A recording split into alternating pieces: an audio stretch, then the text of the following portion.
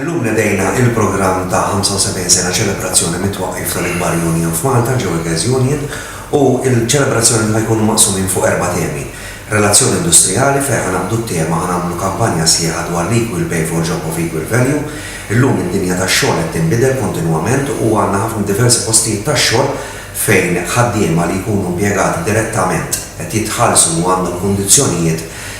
tajbin fil-waqt li ikollhom sħabhom magħhom jaħdmu fuq l-istess land tax-xogħol jagħmlu l-istess xogħol tagħhom imma impjegati tru il-kuntrattur. Aħna dinna nagħmlu kampanja sieħa biex dawn il-żewġ tipi ta' ħaddiema jingħataw l-istess ħlas u l-istess kundizzjonijiet tax-xogħol. Bħalissa s-segretarji qed jiġbru l-informazzjoni kollha u ħanagħmlu din il-kampanja sieħa jekk hemm bżonn anki lesti li nagħtuha b'mod legali fil-qrati fit-Tribunal Industrijali. Barrek ħanabdu l-istess kampanja dwar il-postings of workers, għandu nemmnu li kull impjegat li jagħti s-servizz tiegħu fil-postijiet tax-xogħol għandu jkollhom l-istess ħlasijiet. Qegħdin nitkellmu wkoll imbagħad it-tieni tema li hija dwar l-aspett soċjali tas-soċjetà Maltija fejn għandna bdejna studju dwar il-kirijiet kemm dawk huma soċjali u kemm dawk li huma soċjali din hija fenomenu li huwa konsekwenz ta' suċċess li qed isir fil-pajjiż u nemmnu li għandna nkunu preparati bħala Workers Union biex meta l-Gvern inniedi il-White Paper regolamentazzjoni dwar il-kirijiet aħna nkunu parteċipi u attivi fid-diskussjoni biex isir l-aħjar regolamentazzjoni biex tiġi regolarata din il-kirijiet. Għandna diversi proġetti mbagħad kien dur għat-taħriġ ta' shop stewards delegati u rappreżentati tagħna f'kull livell. Għandna taħriġ għax shop stewards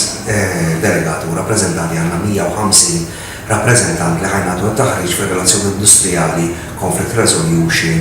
dwar collective bargaining u kif isolvu l-problemi fil-postijiet tax-xogħol. Għandna taħriġ għaż-żgħażagħ dawn li jkunu għadhom daħlin fid-dinja tax-xogħol ukoll biex kif jagħmlu interview dawn wara li ksibna l-akkreditazzjoni kemm mal-UNLN, English School of Languages u l-Fondazzjoni Reġi Miller. Kull kors li toffri Workers Union huwa akkreditat, jingħata ċertifikat ta' livell biex kull individu, kull ħaddiem, kull membru inżidulhom il-ħiliet u l-abilitajiet tagħhom. Barrek għandna diversi proġetti li qegħdin naħdmuhom ma' sħab soċjali oħra dwar is-saħħa u s-sigurtà għandna proġett li qegħdin naħdmu flimkien mal-UHF Voice of the Workers, mal-Forum, Konfederazzjoni ta' Trade Unions Maltin, il-Malta Employers Association u l-Knisja ta' Malta u l-Occupational Health and Safety Authority dwar is-saħħa u s-sigurtà fil-postijiet tax-xogħol. Ħajnetaw taħriġ ir-rappreżentanti tas-saħħa u s-sigurtà fil-postijiet tax-xogħol, ħajsiru seminars, kampanji edukattivi biex aħna nkunu nistgħu nevalwaw wara li tlesta l-proġett issir riċerka biex naraw kif kien l-impatt tagħha. Għandna diversi seminars mifruxa matul is-sena kollha dwar temi soċjali dwar revenge porn, immigration, integrazzjoni u biex naraw kif xed ikun l-impatt u biex iktar inżidu il-knowledge kemm tagħna u kemm tal-membri tagħna.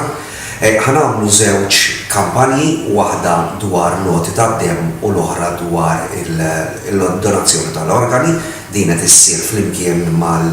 bil-kollaborazzjoni kemm mal-Bank tad-Demm kif ukoll mal-Unit fih dan il-Gvern, il-Ministeru tas-Saħħa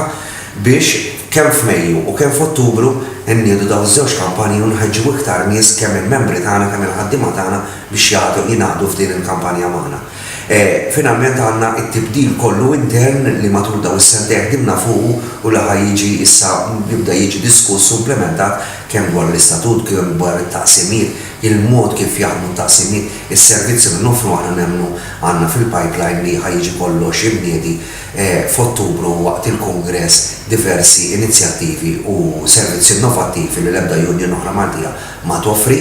biex iktar nkunu innovattivi u nkunu għall-avangard fil-postijiet tax-xogħol tagħna. Bażikament dak huma l-affarijiet li qegħdin nagħmlu ħatkun sena impenjattiva ħafna kemm bħala Workers Union, bħala delegati, bħala segretarji kemm fuq livell nazzjonali kif ukoll livell Ewropew għandna taħriġ u ġew shadowing fil-TUC biex aħna nifhmu wkoll id-dialogu soċjali kif qed isir fuq livell Ewropew u kif aħna nistgħu nużaw dawn iċ-channels biex irresqu l-aġenda tal-ħaddiema Maltin fuq livell Ewropew bħalma minna fil-passat meta l-lobbyajna biex il-direttiva dwar il-postings of worker tiġi emendata u issa li għaddiet naraw kif ħad tiġi implementata u kif ħajġu affettwati il-postijiet tax-xogħol.